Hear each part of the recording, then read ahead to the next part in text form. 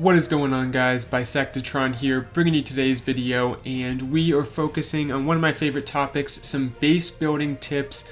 These are some crucial things that you should not be doing when you're building your bases. We're going to jump right into it, blow through these, give you guys all the information you need without too much time wasted.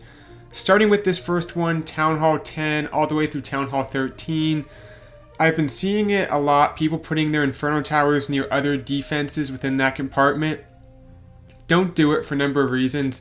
One, the Lightning Spell is going to get a lot of value, especially like at Town Hall 11 with the Lightning Spell Witch strategy. They can not just take out the Inferno now, but they could in this compartment, for example, take out the Expo as well, the Bomb Tower, or the Inferno. You're giving them too much lightning spell value, and then also as you go up Town Hall 12 and 13, you're going to have the issue of a Yeti Blimp bomb to eliminate a compartment like this and get the attacker good value. So instead, you're going to want to do something like this. Storages are a great thing to put near them. For Town Hall 10 and 11, this will make the lightning spell really ineffective because the lightnings won't even damage the storages, so they won't get much value if they want to take out your Inferno. That's all they're going to get, not even anything else in that compartment, defense or not. And it's also going to be tough for miners as they move through because they're going to get stuck on these high hit point buildings while the Inferno Towers are working on them. And it just keeps other defenses away from these important Inferno Towers. And if it's a single Inferno, which you might have at Town Hall 12 or 13, the attacker still has to worry about it if they're doing a queen charge or something. So they're going to still have to invest stuff to take it out, but they're not going to get the added benefit of getting other defenses along the way by putting storages near it. So I'd recommend doing that. Another kind of mistake that I see, I think it's a mistake, is putting the entire Tesla farm on the outside of the base. This is going to allow a king or like a Sui hero, just the queen, something small to take out your entire Tesla farm. Now keep in mind you should be guarding it with skeleton traps, at least one of them, to prevent like a king from taking out the entire thing, or a P.E.K.K.A. or whatever. But also a lot of the spam attacks or even just attacks in general are going to clear out most of the base, and then the troops are going to exit and be walking around the outside. So the Tesla farm might not even be in the ball game until it's already over. By putting a couple of the Teslas like there, for example, and there within the walls, you're going to kind of make it more difficult for an attacker to take out the entire Tesla farm. And you can even have a couple even deeper in the base, still being a Tesla farm, getting you that extra value of a lot of damage in one spot, but keeping it more central to the base, and it's going to be more effective, and it's going to be able to put up a fight and help protect other defensive buildings. Whereas if it's just on its own, oftentimes if the queen is up with healers on her, she can take it out easily at the end of the attack. So you want it to still be in play before it's too late for your base. This one, very simple. I still see people doing it. Don't put your tornado trap next to your next to your air defense, especially if you're a Town Hall like 11 or below. I think Town Hall 10 doesn't even have a tornado, so Town Hall 11 or below, because if a Lava Hound goes to it, it'll disarm the trap, and the Lava Hound isn't going to care if it's in it or not. It's meant for balloons, so keep it, at least like this, distance away from the nearest air defense. Another important thing to point out there. Also, this is kind of a no-brainer.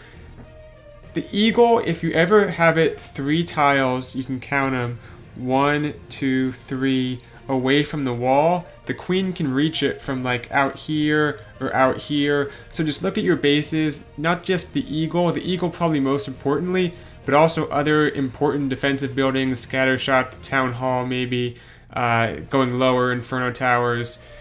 That type of stuff, you want to make sure you have that golden number of 4 tiles, between the defense and the walls, making it so a queen from outside the compartment cannot reach the Eagle. It's going to be really effective, not just against queen charges, but against spam attacks of any kind, really, where the queen's going into the base. So make sure to do that. Don't have those lazy compartments. Moving right along, I don't understand why you would put your air traps next to the Town Hall for Town Hall 12 and 13, because about 90% of attacks, the Warden's ability is being used over the Town Hall. So if you're hoping to take out like dragons or balloons, the Warden's Tome is going to be used there, there's just no point. It's just going to get soaked up by troops that can't take any damage for that period of time. Maybe a Seeking Air Mine if you're really worried about your Town Hall being Queen Charge, but if that's the case, make it harder to Queen Charge your Town Hall. Put these elsewhere, not near your Town Hall. Same with a Giant Bomb. There's no point putting a Giant Bomb next to your Town Hall, except in some very unique exceptions. But for the most part, don't put any of these traps near your Town Hall. This other one is also kind of a lazy thing base builders do. If you have a wizard tower on the outside of your base and then there's like a defense sitting right here, you want to adjust it so it can you can make it so ice golems can't tank your wizard tower. This is to prevent bat spells from being used. The attacker doesn't have much space for freezes, so they're hoping they can tank your wizard towers using ice golems. However, they're using bats, doesn't even really matter. If you kind of spread things out, like put your cannon there, and let's say you have a mortar, you can put like out over here. Even a wizard tower that's in theory like on the very close to being on the outside of the base, it might have to be one tile back for this to work. You start to fill in other trash buildings here. Now it's difficult. I don't think an ice golem can really tank the wizard tower how it's set up right now, because the ice golem's going to split to one of these defenses. It's going to make it much harder for bat spells to be used. Basically take that out of the equation if you do it right across all your wizard towers. It's not much of a cost for you as a base builder besides just being aware of it and doing it. I think we might be on our last one. Yeah, here we go.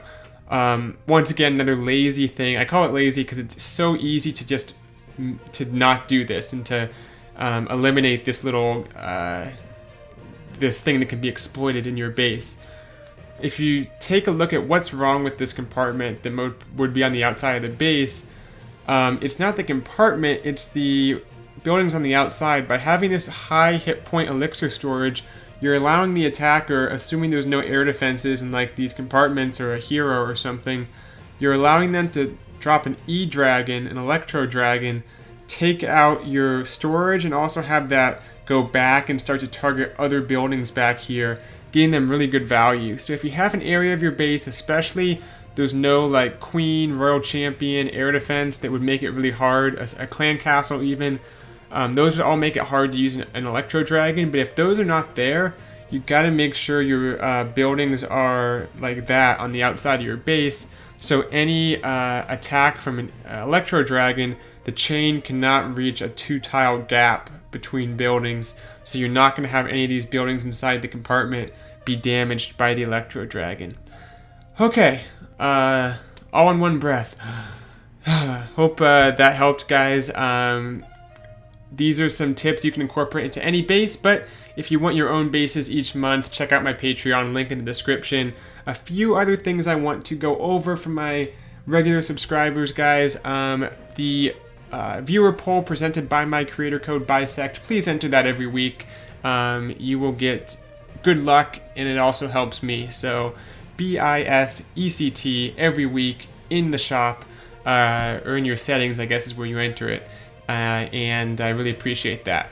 But to the poll, I asked you guys a couple days ago, how many Clash of Clans accounts do you have? It's an interesting question, and I was a little bit surprised. I mean, there was obviously a lot of people that have 1 or 2 accounts, which I expected, but the 4 or more, 23%, almost a quarter of you guys rocking 4+ accounts. People in the comments were saying they had something like 28 accounts.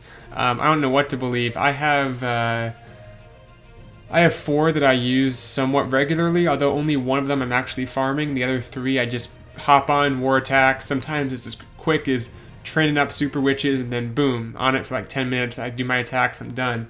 So I don't spend a lot of time on that, but I do have 4 accounts I use, so I guess I would fall in that category as well. But respect to the people out there with 1 or 2 accounts. It's probably a little bit nicer on your life to not worry about so many of them. Stay tuned for the next poll. We'll be out in a little bit, and always love giving you guys some info on the viewers and what everyone thinks about certain things. Last thing, guys, a quick shout out to my second channel, totally not related to Clash. If you're interested in space and space exploration, check out Exploring Space. I'll link it in the description of this video in case you want to see what else I make on YouTube.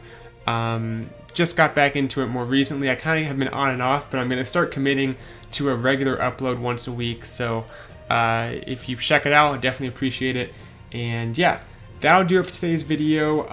Hope you guys enjoyed and hope these tips were helpful. I will see you all next time.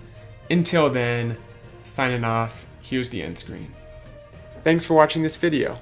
If you enjoy my content, consider supporting the channel by entering my Creator Boost code, BISECT, in the Settings tab of your game, and keep in mind it occasionally resets and must be re-entered. Click or tap for another video and be sure to subscribe. See you all next time. Bisectatron out.